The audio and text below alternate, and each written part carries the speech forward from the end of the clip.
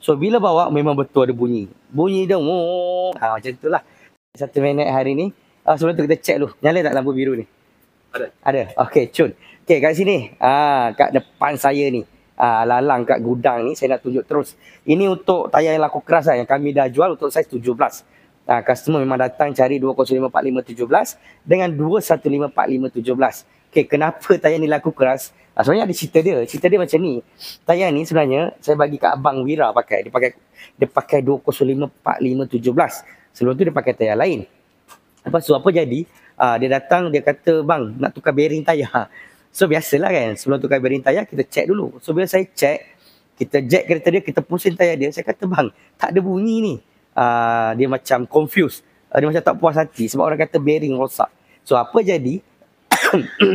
Sorry, batuk. Apa jadi?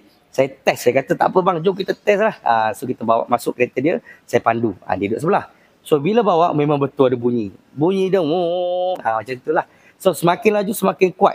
Kita pun syak bearing lah, betul tak? Tapi, bila berhenti tepi jalan, saya terus berhenti tepi jalan tau. Tak balik bengkel pun. Saya pusing tayar dia, saya tengok, saya kata tayar.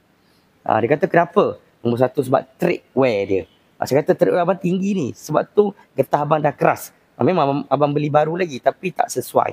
Dia macam confused. Saya kata, tak apa bang. Saya kata, jom. Kita tukar tayar dulu.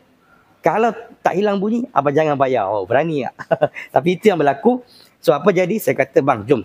Dia tanya tayar apa, saya recommend tayar ni. Saya terus recommend tayar Raiden. Mula-mula dia macam terkejut juga kan, tak pernah dengar. Tapi saya kata tayar ni ada 4 anugerah. 4 tau, bukan 1, 4. Pada tahun 2022, dia dapat 4 anugerah ni. Tayar depan mata saya ni. Antara tayar anugerah dia adalah quietness. Antara tayar yang senyap lah. So, bila saya pasang, dia punya dengung tu, bunyi tu, settle terus, diam terus. Dia pun happy. Daripada tukar 2 tayar, terus tukar 4 tayar. Ni, saya punya rekod dengan Raiden ni. Jadi kalau siapa yang ada masalah dengung tadi, kalau bukan dia punya bearing tayar, memang tayar lah problem. So, tayar ni main peranan. Jadi kat sini, apa yang saya nak beritahu, tolong pilih tayar yang betul. Jangan pilih kerana harga, pilih kerana kualiti. So, nak cari tayar ada kualiti macam Raiden ni, boleh cari di kedai tayar Fizi, Sunway Ipoh. Selamat hari ini, settle.